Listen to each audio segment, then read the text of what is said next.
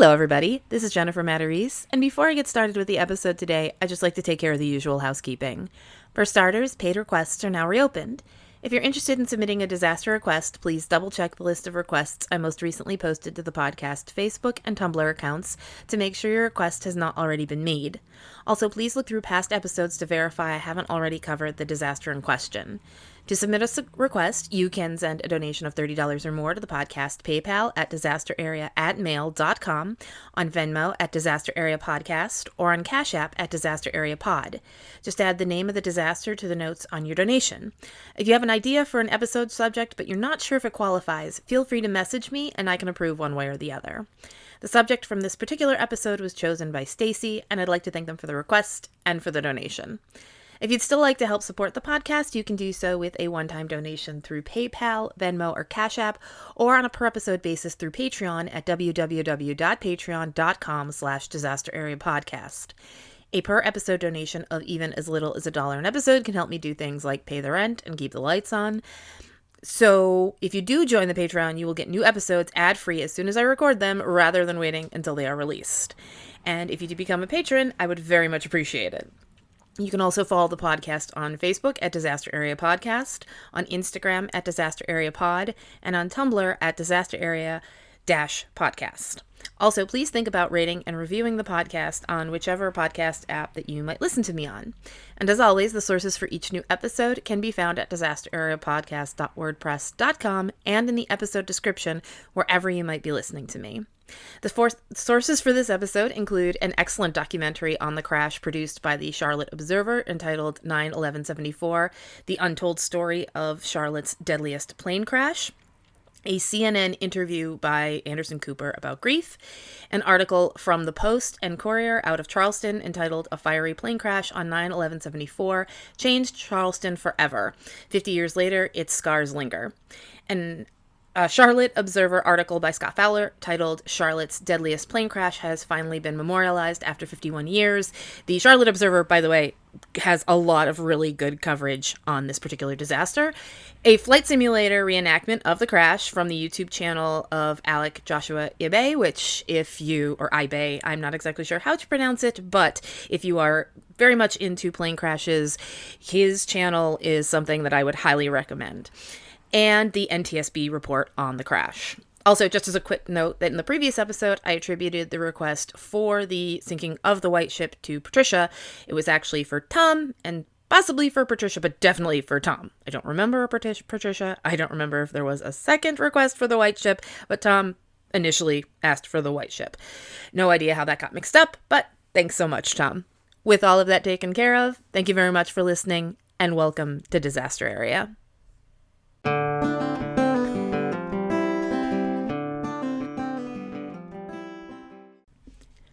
Episode 263, Eastern Airlines Flight 212, September 11th, 1974. 72 deceased, 9 injured.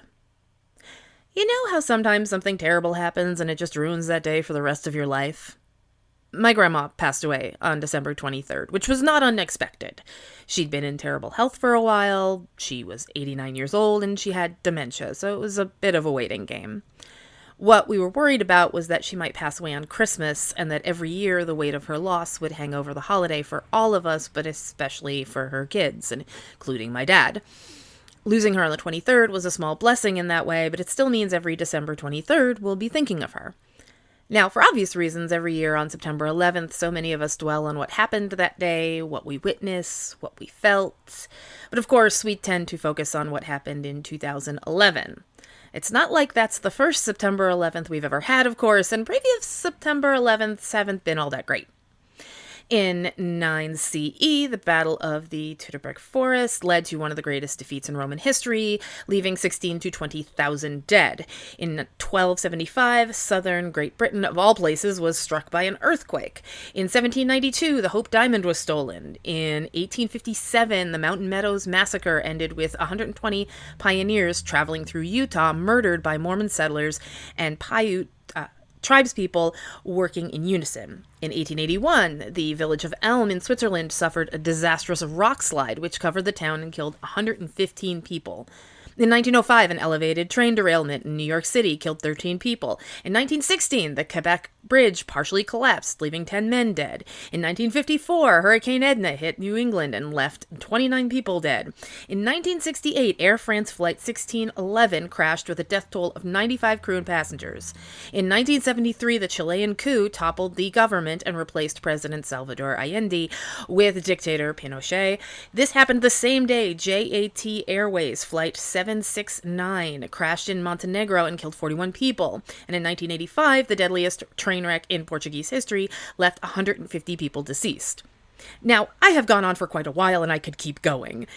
Plane crashes, terror attacks, factory fires, the crane collapse at the Masjid al-Haram Mosque in 2015, which I covered in the episode on the 2015 Hajj, where there was also a crush situation that happened. Even aside from that one big notable thing everyone knows happened on September 11th, there are plenty of awful things that have occurred on that date over the years that mean it's an absolute wash for a lot of people. One event in particular happened just over 50 years ago, but still has an effect on our everyday lives, not the least of which because of one particular person a lot of you already know. Now, our story takes place in 1974, 3 years after German teenager Julian Kopke survived the crash of Lanza Flight 508, 2 years after the crash of Uruguayan Air Force Flight 571, and a year after the Upstairs Lounge gay bar in New Orleans burned in an arson attack. The 70s were a busy decade for disasters, whether it be fires or terror attacks or plane crashes. 74 was a very busy year for plane crashes. But then again, if you listen to this podcast on a regular basis, you probably already know that. I have covered all of the disasters that I just mentioned in the last, 30 seconds on this podcast. So, yeah. A lot of disasters in the 70s and a lot of plane crashes. That was a really bad decade for plane crashes.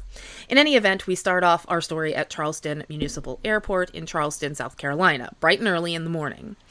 That day, Eastern Airlines Flight 212 would be taking off from Charleston, headed for O'Hare in Chicago with a pit stop in Charlotte, North Carolina. Flight 212 was a McDonnell Douglas DC-9-31, built only 5 years earlier, so fairly new plane. The flight to Charlotte would only take 35 minutes, and many of those on board would be getting off there rather than continuing onward to Chicago. Flight 212 did not have assigned seating, so boarding passengers could choose to sit wherever they liked. One of the survivors, Richard Arnold, sat in a seat that was right behind the partition between first class and economy class, or, business class, or whatever you want to call it. He decided to sit there because it was a partition aisle and he would get more leg room. So he sat off. When you were walking down the aisle, you would have sat to the left. And he was pretty close to the front of the plane, which you'll see, as I go on with this episode, was an important place to be sitting. Among those boarding the flight that day was Dr. James Colbert Jr. Dr. Colbert had one hell of a career path. He'd been assistant dean at Yale School of Medicine and the dean at the St. Louis University of School of Medicine. He moved on to working with the National Institutes of Health, focusing on infectious diseases as he had for his entire career.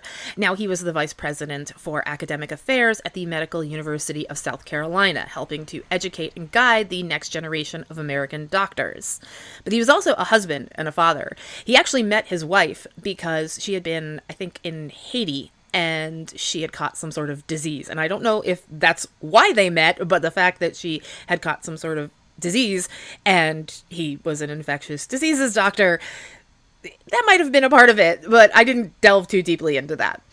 Quite frankly, he was a father to many, and not in it like a warm academic leader kind of way. Dr. Colbert and his wife were good Catholics with 11 kids, 8 boys and 3 girls. On that particular day, Dr. Colbert was escorting 2 of his sons, 18-year-old Paul and 15-year-old Peter, to the prep school in Connecticut where they boarded during the year. They weren't the only ones going to boarding school that day. There was another kid on the plane, another teenager, Ned Thornhill, who was also going to a boarding school. There were a bunch of teenagers on that plane. Dr. Colbert was also not the only doctor on board. Charlotte Memorial Hospital's chief pathologist, 46-year-old Dr. Bill Shelley, was also on the plane, headed back home. Dr. Shelley specialized in treating breast cancer and was well known among the Charlotte medical community. He was very well versed in treating breast cancer and helping women and people who were experiencing breast cancer with that sort of treatment. So he was very well known in Charlotte. The passenger list also contained a large number of Navy and Air Force officers. In total, Eastern Airlines Flight 212 would take off from Charleston, South Carolina at 7 a.m. on the dot, with 78 passengers and 4 crew members.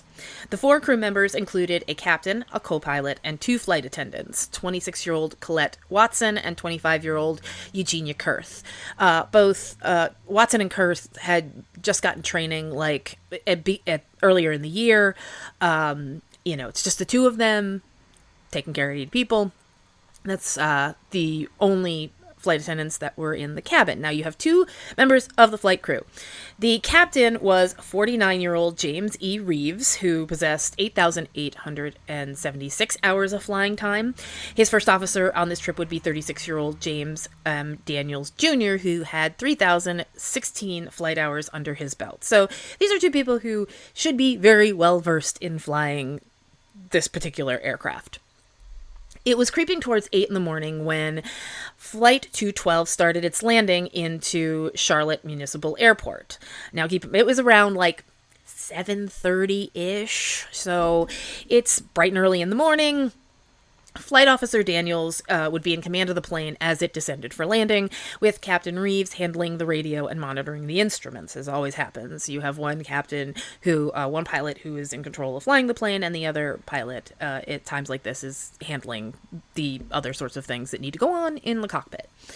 The plane would be using runway 36 at Charlotte's airport, coming in to descend and land on the same runway 5 previous planes had landed on without issues that day. The weather below was foggy, but not thick foggy. From above, it was patchy. You would see little spots of fog. But the lower down you got, it was a little harder to see. So as long as you were above a certain point, you could see pretty well what you were doing. I mean, not completely well, but it was when you got lower and closer to the ground that the fog might be an issue. As the plane prepared to land, Eugenia Kurth and Colette Watson switched where they would usually sit. Watson usually took a spot in the back, but Kurth asked if they could trade, and Watson said sure. She took the seat up front, while Kurth headed to the back.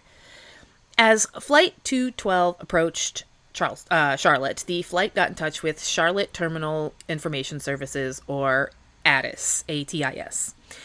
At 7:22, the Air Route Traffic Control Center out of Atlanta gave Flight 212 permission to descend to 8,000 feet, which Reeves acknowledged. Now, there's a bunch of Air Route Traffic Control Centers in the country. There's 22, I think, and so they cover a large area. And then when you in the higher skies, and then in the upper skies, and then when you come down lower, you start to get to the approach controller, the tower controller, all of that, more localized. In this particular instance, they're talking to Atlanta, and they get this permission to descend to 8,000 feet. They then disconnect the autopilot because they're going to handle this on their own. 3 minutes after they got that initial permission, Atlanta directed the flight to descend to 12. To 1-2 altitude. Reeves replied, "We're slowing at 10. Atlanta then released them to the approach center in the approach controller in Charlotte. After making contact with the approach controller, Flight 212 was told, quote, "Fly heading 040, vectors to VOR, final approach course runway 36, cleared to descend and maintain 6,000. Reeves responded that he understood the clearance, after which he went through the in-range checklist. He announced in range, to which First Officer Daniels said, okay. What followed this, and what would happen in shorter bursts several times throughout the descent, was over a minute of talking about what the NTSB report would describe as, quote, non-operational subjects. Now, keep in mind, this is 1974. The pilots start talking about Watergate. During one of the moments of decidedly not talking about the task at hand, Reeves says phrases like, quote, might stop proceedings against impeachment, and, quote, because you can't have a pardon for Nixon and the Watergate people, and, quote, Ford's beginning to take some of his hard knocks. Now, at the moment where he mentions impeachment, there is a beep heard on the CVR described as, quote, similar to altitude alert. That's what the NTSB report says. 4 seconds after he brings up Gerald Ford, the flight crew received a call on the radio. Quote, Eastern 212, turn left heading 240. Reeves responds, 240, Eastern 212, we're at 6. He then says, all right, down to 4. Daniels says, 15 degrees, please, referring to the flaps, that he wants them at flaps 15. About this time, they are asked to change frequencies, so they do that. Once that's dealt with, it's back once again to talking about the news and current events. Daniels goes off on a bit of a rant, and I will warn you that this is a little bit bigoted. Yeah, okay. One thing that kills me, he says, is the mess and all that's going on. Except he doesn't say mess. Mess in the NTSB report is in parentheses, and there is a £, or if you're younger, a hashtag sign that is there, and it is popping up a lot. You see it all over the place in these quotes that they have. He and Reeves do a lot of swearing during these conversations, or at least it appears that way. The labels that they have for the £, or the hashtag sign, are, quote, non-pertinent words. I mean, they can call them non-pertinent words, but given the context they're in, it's clearly swearing. They're clearly saying words that they shouldn't be saying. I can't verify which words those are, so I'll just replace them with damn, so that we at least have something there to give you some kind of idea of where they're saying something that they probably shouldn't. He goes on, we should be taking some definitive direction to save the damn country. Arabs are taking over every damn thing they bought. Damn, they got so much real estate, so much land. They bought an island for $17 million off Carolina. Quote, end quote. He then says, quote, the damn Swiss are out to sink our damn money, gold over there. And, quote, if we don't do something by 1980, they'll own the world. End quote. Then the pair start talking about used cars. Reeves describes himself as, quote, car poor, saying his family had 2, but he gave one to, quote, his boy, which, for anybody living now, saying that you're car poor when your family has 2 cars and you gave one to, you gave one to your kid, it kind of makes you want to throttle somebody. Anyway, you might be wondering why I'm describing everything that they said, aside from me doing this for most plane crash episodes. But there's a lot to get out of this little bit of conversation right here. For one thing, you're flying a plane with 80 other people on it. So to have a conversation about anything this deep is asking to miss something that might result in a bad ending. Then there's the fact that there's a reason people recommend that you don't talk about politics or religion at work. Doesn't matter what your politics are, doesn't matter what your religion is. Don't talk about it at work. That's usually the recommendation. There may be situations where you can, or it's part of your job, but it gets people worked up. People can say offensive or hurtful things without meaning to. Tensions rise. Maybe they do mean to say offensive things. You get so focused on arguing whatever your point might be, whether or not you're even in an argument, that you might anger the people you're working with and get so distracted you miss something. It's one thing to do that if you're stocking shelves or working in an office for a living. It's another thing entirely to do that in a moment where one screw up could cost people their lives. Like, if you're having these sorts of discussions at work and you're getting worked up, you're getting distracted, your emotions are starting to rise, that's when things go wrong and you can make mistakes. And so for them to be talking about something like this in the cockpit, even though it is, it's a very big news story, but at the same time, maybe you could wait until after landing. Anyway, as all of this was going on, the plane continued to descend. Reeves contacts the final approach controller at Charlotte at 7:29 a.m., stating they are descending to 4,000 feet and turning to 240. The controller confirms and says they can keep going to 3,000 feet, which Reeves confirms. Then it's back to more unrelated chatter. That's the thing. Reeves keeps confirming everything that the controller says, but at the same time, he'll go back to having these discussions with Daniels that are completely off topic, not focusing on his job, talking to Daniels. And Daniels is kind of doing the same thing where he's also getting involved in these discussions. And some of this unrelated chatter is documented, some of it isn't. At 7:30, the controller requests Flight 212 reduce speed to 160 knots. At that point, I think they were going somewhere around like 180, 188 knots, and they really needed to slow down. Reeves acknowledges, and then there's just more chatter. It really does feel a lot like when you're having a really serious conversation at work, and somebody comes up to you and starts, asking you questions about work, and you're just like, yeah, whatever, this is the answer. Anyway, have you seen Heated Rivalry? Like, that kind of a feeling. So, yeah.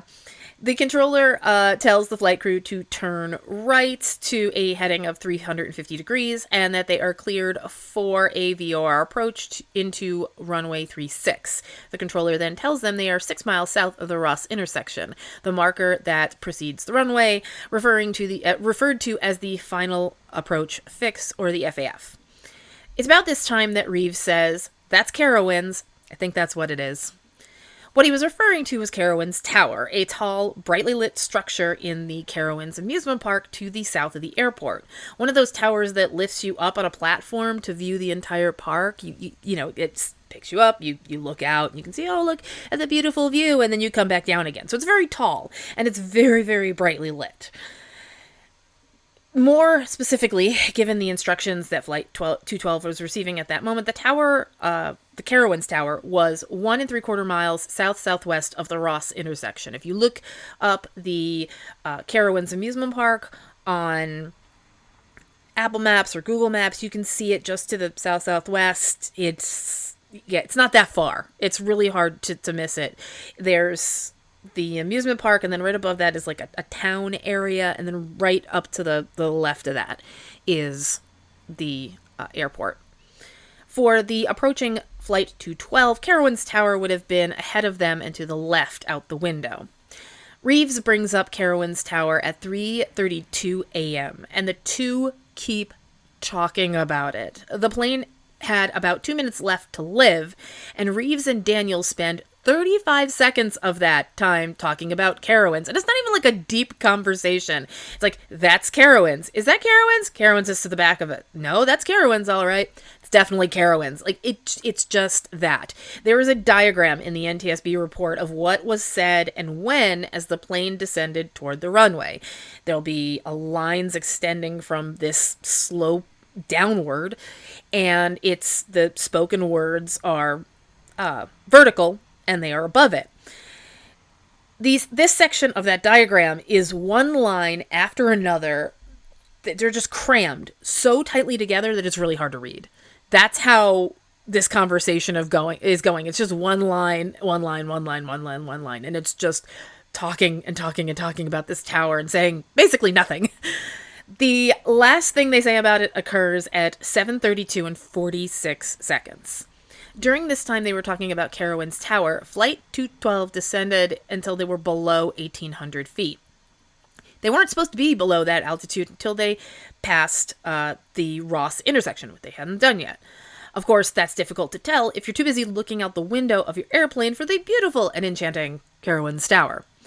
After switching to the tower controller's frequency, Flight 212 had told the controller they were 5 miles south of the Ross intersection.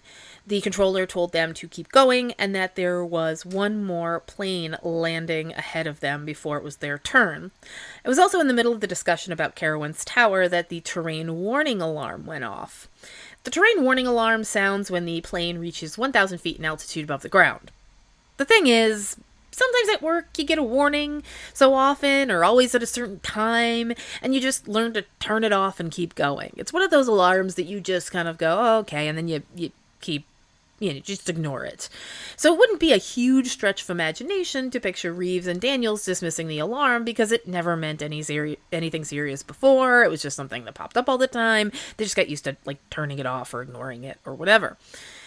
20 or so seconds after the pair stopped talking about Carowinds Tower, the plane was about to cross the Ross intersection. One of the captains, it looks to be Reeves in the NTSB report. They kind of separate which person is saying what because of the microphones that are being spoken into, and it appears to be Reeves. That particular pilot calls out 394. Now, it is neither their speed. Their speed would be around, 180 to 160, depending on, what point they're at. And it is not their altitude. Definitely not their altitude, because if they were saying 394 at that point, that would be a problem if they realized that the altitude was that low. No, that number was the minimum descent altitude. Basically, if they saw that number as their altitude, that was a problem at a certain point. It's kind of, I don't want to say it's hard to explain, but it's just overcomplicating the fact that if you're saying a number like 394 at that point in the landing, it should be something that you notice. Either one of these pilots should have been like, wait, what? Anyway, inside the cabin, passengers could see how close the plane was to the ground. In the Charlotte Observer documentary, Richard Arnold would recount that he peered out his window to see protesters striking outside a local factory, a bunch of people carrying placards as they marched around a parking lot. One man in the group looked up at the plane, dropped his placard, and waved madly with both arms. Arnold, not suspecting anything was wrong, thought he was just waving hello. Oh, look, a plane! It wasn't that. And, of course, later on, within a minute or two, he will realize that. But Arnold also saw a pickup truck driving along the road below the plane pull off to the side of the road. A move he later suspected was because the driver thought the plane was about to attempt an emergency landing on that road. In the cockpit, the tower controller told Flight 212 they were cleared to land. Reeves confirmed this, then said to Daniels, quote, "All we gotta do is find the airport." 2 seconds later, screams can be heard on the CVR. Eastern Airlines Flight 212 struck the ground 3 miles short of the runway at 7:33 and 58 seconds, plowing into a cornfield. It tumbled forward, shedding a wing before crashing through a forested area. It broke apart as it bounced across the landscape, finally coming to a rest beside the edge of a local ravine. Witnesses would not remember seeing flames coming from the plane before it hit the ground. Basically, it hits the ground, you get jet fuel everywhere, and then that's when you get an explosion. So it wasn't fire or some sort of explosion that brought down the plane. That was pretty clear from the fact that witnesses could see that nothing was occurring with the plane in terms of fire or explosions or anything like that. It was only after it hit, as the plane broke apart, that jet fuel spilled and ignited. One survivor, Scott Johnson, described it as being exactly the way you see it in movies, with everything being fine 1 second and a giant ball of flames barreling through the fuselage the next. Like in Fearless or Final Destination, where it's just, you go through this crash and it's already traumatizing, and then the next thing you know, there's this big ball of fire that blows through the fuselage. The flames moved so quickly through the plane that if anyone was going to get out alive, they needed to have kept conscious and been able to run at a moment's notice when Flight 212 struck the ground. Not many were that lucky. Richard Arnold was, although he didn't escape unscathed. Arnold was able to scramble out of the fuselage and bolted as fast as he could up the nearby hillside. He described hearing what sounded like a whoosh behind him, not quite like it showed in the movies, and he did end up getting very badly burned. Another one of those who had been lucky enough to make it through the crash without passing out was flight attendant Colette Watson.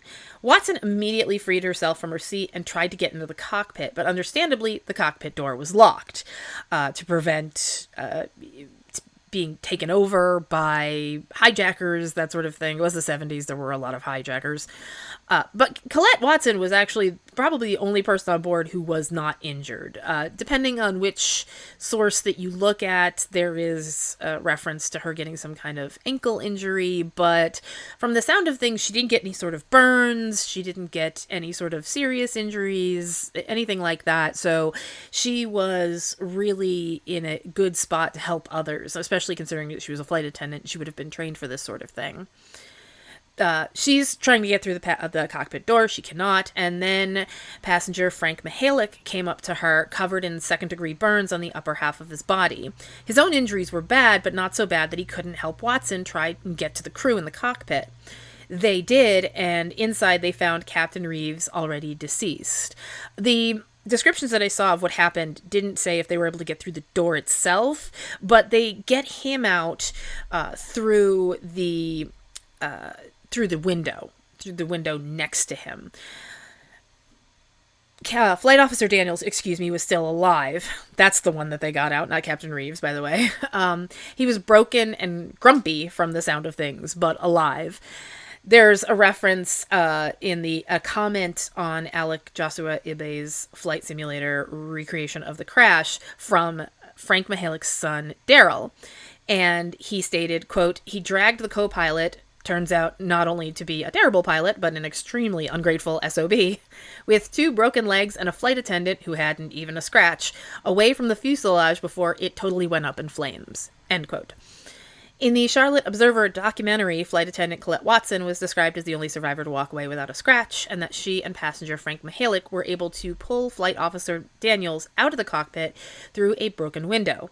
As soon as they got him out, Daniels supposedly turned to Colette Watson and said, "I need a cigarette," which is both an incredibly 70s sort of request to make, and also probably not the first thing I'd request if I just broke both my legs in a plane crash.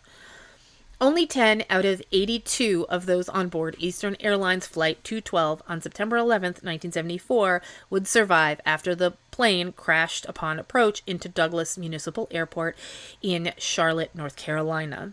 In the comments of Alec Joshua Ibe's video on the crash, at Debbie Rogers 7746 stated, quote, "My cousin Deanne Tracy was the passenger who died 6 days after the crash, succumbing to burns over 90% of her body. She was 17 years old." End quote. Deanne Tracy was one of 3 people to initially survive the crash, only to die in the following days and weeks of their injuries. Another was Dr. Bill Shelley, the breast cancer specialist headed back home. Dr. Shelley was terribly burned and lost a leg, so injured that his colleagues at Memorial Hospital didn't recognize him when he was brought in. After 29 days, Dr. Shelley passed away from smoke inhalation, the last victim of Flight 212. However, because he died over a week after the crash, his status in the NTSB report is listed as non-fatal.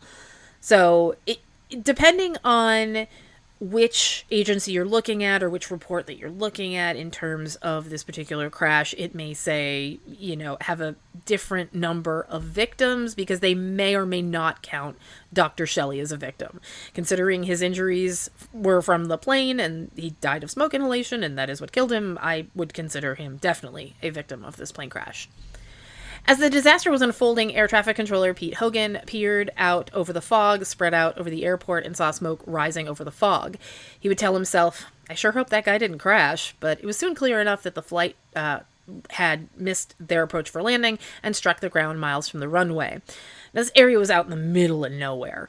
It's a pretty, at the time, a pretty unsettled area. You have this cornfield, you have these trees.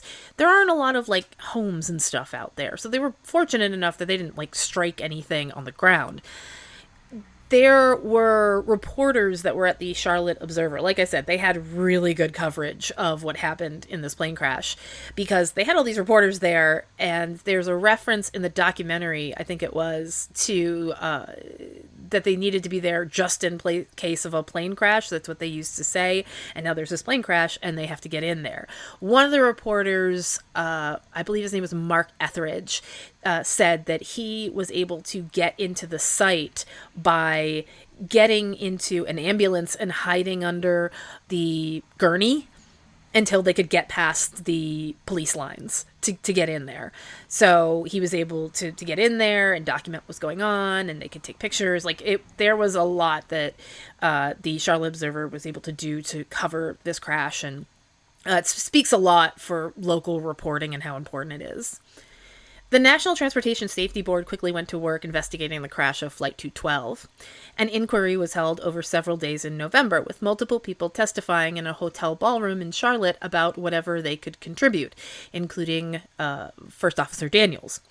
Survivors told their stories, as well as those with aviation knowledge, sharing their expertise on what happened with Flight 212. Now, one of the factors the NTSB needed to consider from that day was the weather. The area around Charlotte Municipal Airport had been foggy that morning, but not, terribly so. Every description of that morning describes the fog around the airport as, quote, patchy, not thick enough to make the approach to the runway that obstructed. Once you got to that point where you were close enough to the ground where it might make visibility a little, questionable, you were already in the middle of landing. So 5 other flights landed before Flight 12 in the same conditions, and they were fine. The captain's last words, "All we got to do is find the airport," are a clear indication that they couldn't spot Municipal from where they were.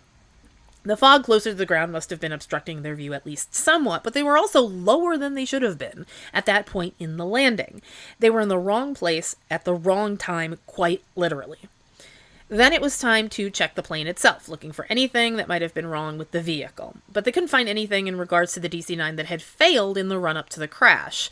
For example, the engines were running just fine all the way up until the moment they hit the ground.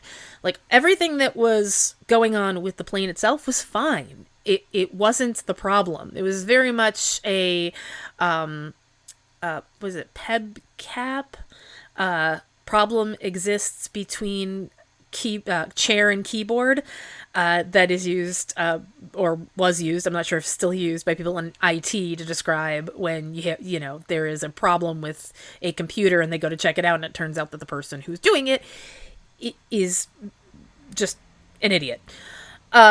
The cockpit voice recorder, it turned out, would contain the biggest clues to why Flight 212 crashed. Listening to those last few minutes would give anyone the indication the 2 pilots' combined attention was diverted elsewhere. One thing the NTSB noticed quickly enough was that neither of the pilots were calling out altitude numbers as they were supposed to during the landing procedure. You're supposed to be calling out a lot of information in those last couple of minutes, and they weren't. When Flight 212 began its approach to the runway, the plane wasn't at the altitude it should have been. It should have been 450 feet higher than it was, which the flight crew would have noticed if they'd been calling out their numbers like they were supposed to. Another question arose in relation to the few numbers that the pilots were calling out. The pilots had access to 2 altitudes on their instrument panel, the altitude above sea level and the altitude, quote, above field elevation, or the elevation of the airport. The field elevation is the elevation of the airport, and so you kind of have to have those 2 altitudes to be able to work out, how you're landing and all of your numbers. With their attention diverted on determining whether or not the enormous tower might not be the fun lookout at the local amusement park, the pilots could easily have gotten confused between the 2 altitude numbers. From the description that I read, it seems as though the 2 altitude numbers, they're in different fonts, they're a little bit different in size, but if you're not paying attention, I imagine it might be very easy to mix the 2 up. It wouldn't be that much of a difference between the 2 numbers, maybe 1 or 2 dozen feet, but we've learned about far too many plane crashes on this podcast where a foot or 2 to the left or the right was enough to cause disaster. In this particular instance, there's a clue in the fact that at a certain point when I believe it's Reeves says they're at 1800, and what he should be saying is that they're at 1074 or something along those lines, and neither of them notice that, and they're supposed to be consulting the other altitude, and they're consulting the wrong altitude, it appears. Of course, the glaring problem was the off-topic conversations going on in the cockpit while the crew were attempting to land. You know how sometimes when you're at work, you start having that conversation? Like I said, it's the same thing. You're having that conversation, and you're not paying attention. And the next thing you know, you turn around and you've missed something you were supposed to do, or you forget to do work, and then your boss shows up, your manager, or your supervisor walks up to you and goes, "You're supposed to be working and talking," which I get a lot. I'm not going to lie. But, this is what was happening in that cockpit. You had two people who were supposed to be paying attention to their jobs, and instead they were too busy talking about used cars and Watergate. The NTSB would describe the behavior of the flight crew as, quote, poor cockpit discipline. It was really, really, like I said, it was really a problem. When you look at that NTSB report and you see, like, the things that they're saying, it's really frustrating, especially when you've seen NTSB reports where crews have very good cockpit discipline. I was rewatching the episode of Air Crash Investigation the other day at work about the Miracle on the Hudson. And that is one of those plane crashes, plane accidents, where there is exceptional cockpit discipline going on between Chesley Sullenberger and Jeffrey Skiles. The two of them are, they're not doing a lot of extra chatter. They're just discussing what they're doing. They are asking each other for suggestions. Like, it is, they're assessing the situation. They're busy figuring out what's going on. They're not talking a lot. And it's a good thing. It's exceptional. When you compare it to this, it is embarrassing what was going on in that cockpit in Flight 212. Now, Captain Reeves had not received an evaluation from the Federal Aviation Administration in 7 years at that point. The problem was that, just like every other pilot, he should have been getting an evaluation every year, but he wasn't. And that's another issue that you need to be concerned about. If you haven't gotten an evaluation in 7 years, you probably think, I'm doing fine. Or, I'm going through the cracks or something like that. I'm slipping through. Nobody's coming to do this. And you would think somebody would ask about that if they needed to have that done every year. But clearly Reeves didn't seem to do anything about that, or, didn't contact the FAA and say, hey, can I get evaluated? I'm supposed to be evaluated every year. It's been like 7 years. No. He hadn't been evaluated in 7 years by the FAA, and so that was another issue. They probably would have said, if they had been flying with him, hey, cut down on the extra chatter. Hey, the terrain alarm is going off. Maybe pay attention to that. In October of 1974, the National Transportation Safety Board sent a letter to the FAA essentially saying, we keep having plane crashes where pilots screw up. Maybe, just maybe, you might want to do something about that. The letter pointed to 7 recent plane crashes in the United States, including the crash of Eastern Airlines Flight 212, in which the pilots were clearly at fault. It was some sort of pilot error. They were talking about things they weren't supposed to, or they made mistakes that should have not happened if their training had been right, or, they had been following what they were supposed to be doing, all of that. 7 years after the disaster, the Federal Aviation Administration instituted the sterile cockpit rule. Those of you who've listened to the podcast for a while will know what that rule entails, but for those of you who don't, the sterile cockpit rule is that flight crews could not discuss topics unrelated to flying the plane below 10,000 feet. At first, the rule only applied to landings, but soon enough included takeoffs as well. No chatting about Christmas presents for the kids, no hitting on the flight attendants, which I've heard or I've seen in NTSB reports. No talking about the TV show they just started watching with the wife, none of that. If you want to talk about that, wait until you're up in the air and you don't really have to pay quite as much attention to what you're doing with the plane. So, below 10,000 feet, the flight crews need to be focused on flying the plane, and only flying the plane. In 1979, survivors Richard Arnold and Frank Mihalik sued Eastern Airlines. Arnold had been terribly burned in the crash, with one photo just after the crash showing him as a young bearded man sitting on the ground with no shirt but what looks like the burned remnants of a t-shirt around his neck. He is clearly burned on his face and hands, with the skin peeling away in spots. He would go on to lose several fingers as a result of his injuries. Mihalik was also badly off, needing skin grafts on his hands and struggling with post-traumatic stress disorder. As I imagine plenty of people who went through plane crashes, like that specific plane crash and other plane crashes have gone through. It's just really, really difficult to get back on a plane again. 3 years later, Richard Arnold and Frank Mihalich would both be awarded $3 million and $1.1 million, respectively, from Eastern Airlines. There was another $900,000 that was awarded, give or take, that was awarded to the widow of one of the people who passed away in the plane crash. All of those amounts being what they were, I mean, with lawsuits and corporations being the way that they are also, it would take several years in appeals before either would see a dime of that money, and by then, not even all of it. The money that they got, they ended up settling for, I imagine, far less than what the court had awarded them.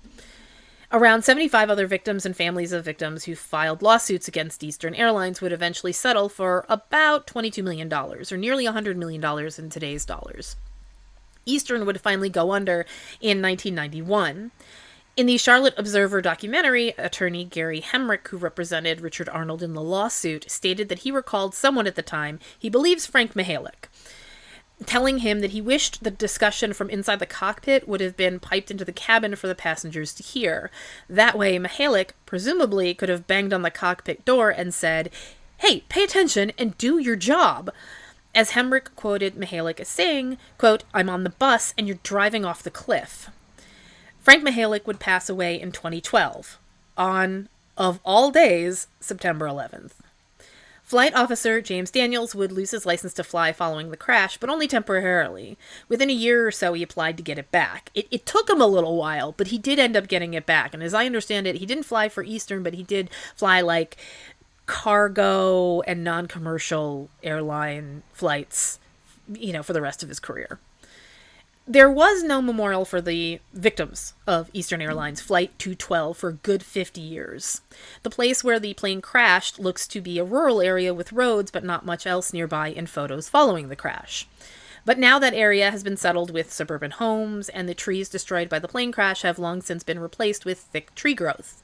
The land itself is owned by the Rod of God Ministries, run by Reverend Larry and Bonnie Allen, who had no idea until after they bought the land of its tragic history. In fact, many people in the area don't know about the crash, which isn't surprising after 50 years with no memorial. It's the deadliest plane crash that Charlotte has ever had, and a lot of people just don't know about it. And part of that is that there was no memorial, and there was no way to remember people and to be reminded of that crash.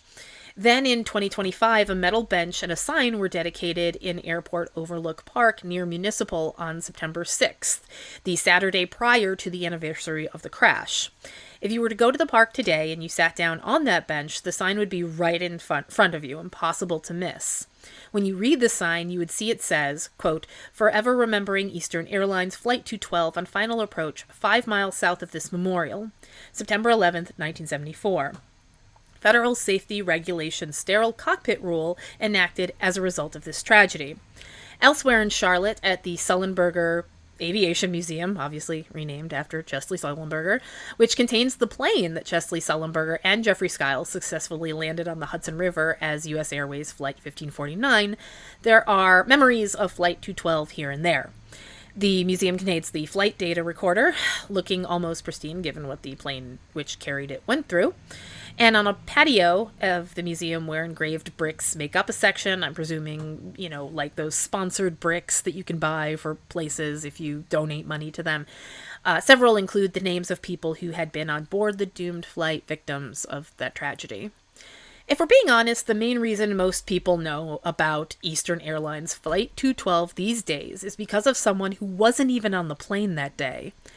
Dr. James Colbert Jr. and his 2 sons, Peter and Paul, all died in the crash of Flight 212. It was a devastating loss for the Colbert family. But you may have noticed how very deliberately I have been pronouncing Colbert. That's because the youngest of the doctor's 11 children does not pronounce his last name that way. He pronounces it Colbert, as in Stephen Colbert, comedian and talk show host. Stephen Colbert was 10 years old when he lost his father and 2 brothers in the crash of Flight 212. Stephen was the youngest of his 11 siblings, and Peter and Paul were the 9th and 10th, making them the closest in age to Stephen. With, quote, Dad and the boys, as Colbert refers to them in an interview with Anderson Cooper, gone, this left Stephen and his mother alone in their house to support each other to their grief. All of his older siblings having already grown up and moved out, so it's just him. Colbert would go on to say that the song Band on the Run would give him bad memories after the crash because it was the big song of the summer prior to the tragedy. He would also say that in retrospect, a lot of what led to him becoming the performer he is today goes back to those months after the crash, trying to coax a smile or a laugh out of his grieving mom while he was grieving too. So, I mean, it's sad to say, but it's possible that this crash played a large part in giving us someone good to look to. Stephen Colbert has done several interviews with like Oprah and Anderson Cooper where he talks about this, but he doesn't really talk about it a lot. And I can understand why. I don't know why, I completely understand why he would be uncomfortable with talking about it, more than once. I've done a couple of interviews, I'm done, it's not something that I would want to do interviews on all the time if I were somebody who was in a public-facing job like he has, and it's something that people know about you.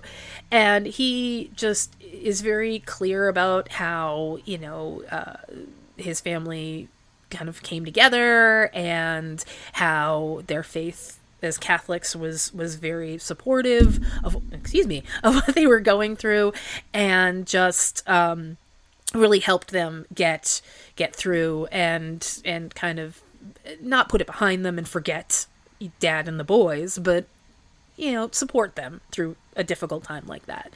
It's just so sad, a story all on its own. But there were so many other sad stories on that flight as well. I mean, when you look at 82 passengers on a plane and all but 10 of them die in the crash, that there's a sad story in every single seat on that plane. Even for the people who survived, you had people who didn't want to talk about it. You had people who still had to deal with injuries. You had people who had, the professor wants to talk about that. Probably wants to talk about the fact that there's some dog outside. That's pretty typical. He was doing that before. Anyway, yeah. So as soon as I got this request, that was the first thing I thought of was Stephen Colbert, because like I said, if anybody really knows about this plane crash, it's because you live in the Charlotte area, or stuff about Stephen Colbert and his past. And it's like I said, I was really, really focused on not saying Colbert. You want to say Colbert because it's just practice, but it can be pronounced Colbert or Colbert, and he went with Colbert. And I think some of his siblings went with Colbert. I'm not exactly sure. There were a lot of them, but as it stands, and as I understand it, the Colbert family has Colbert, whatever, has been really, really supportive of efforts to make memorials to the crash. After the documentary from the Charlotte Observer came out and was shown to the public, there was a guy, I didn't get his name, I know his first name was Charles, I unfortunately did not get his name, but he basically made a point of saying, like, why is there not a memorial? It's been 50 years. Like, at the end of the documentary, they make a point of saying, there is no memorial yet, we don't have that, and this guy, Charles, was like, I'm going to focus on it. So there's a website about the crash and about the people who were on board. There is that memorial that you see. There's those stones at the Sullenberger Aviation Museum. Like, there are now more reminders in Charlotte of what happened with that plane. And I feel like those sorts of memorials need to go up more often, because sometimes when you live in an area and something tragic like that happens, years later, I mean, that memory starts to fade. And those should be shared and remembered. And people's stories like that need to be remembered, even if it's something that happened like 100 years ago, because things like that are the kind of events that stoke us to make changes, positive changes in things that we're doing that are harmful or may cause somebody to die, things like that. In this particular case, in the early 70s and throughout the 70s, I guess, and beyond, I know there are more plane crashes where pilots were sitting in their cockpits as they're attempting to take off, as they're attempting to land, and they are just chattering about things that have absolutely nothing to do with the plane. Landing the plane, taking off, anything like that. They're talking about all sorts of different things. I know there's one, I can't remember exactly the plane crash. I don't think I have covered it yet. I'm almost positive I have not covered it. But there is one where literally on the flight voice recorder, the pilot or the one of the flight crew is talking to one of the flight attendants and is saying something along the lines of, oh, if we get in an accident, we should say something to the black box so they can hear us afterwards, leave a message just in case we die. You want to say something? Like, he's prompting her to say something, and it ended up crashing, and I think they all died, if I'm remembering correctly. Again, I cannot remember this plane crash. I cannot remember which plane crash this is. Maybe I'll get around to covering it so that I can get to this. But there's other plane crashes as well. There's a specific plane crash of a plane that crashed in, I want to say, Indiana. And it was in the middle of Indiana, rural Indiana. I think it was like leaving Chicago. I can't remember. But it was a smaller plane. And it was Halloween. It was a windy, cold, icy night. And they're flying through this weather. And as they're flying, and they're not landing, they're not taking off, but they're playing music on the radio. One of the pilots goes back to flirt with the stewardesses. He calls the cockpit and he's like, yeah, I'm back here hanging out with the girls. And the things that some pilots will say, there are very good pilots out there who are focused on their job and who are, doing exactly what they're supposed to be doing in the cockpit. And I have mad respect for people who can do that job and take the responsibility of so many people's lives in their hands and do so with the proper amount of respect and expertise and following the rules and all of that. And then you see pilots like these who are kind of being real casual and a little too casual and having conversations that they absolutely should not be having at a time like this. And it's just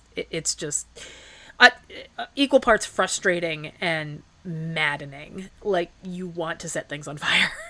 You want to just throttle somebody who has been punished and did get punished for what happened if they managed to live through what happened. So, yeah, that is Eastern Airlines Flight 212. I haven't done a plane crash in a while, I don't think. I was thinking about doing another one next week because, like I've mentioned, I do have heated rivalry on the brain, and there was a plane crash with a hockey team on it that happened in Russia.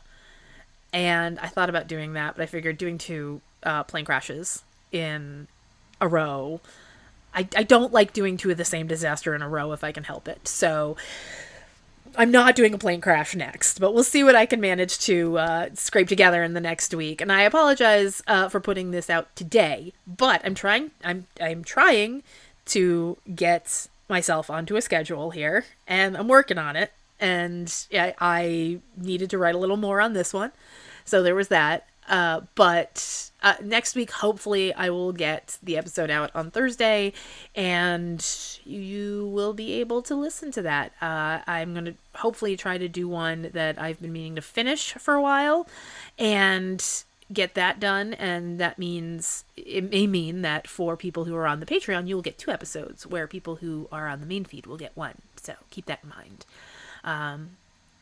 Anyway, thanks guys for listening, and till next time, stay safe.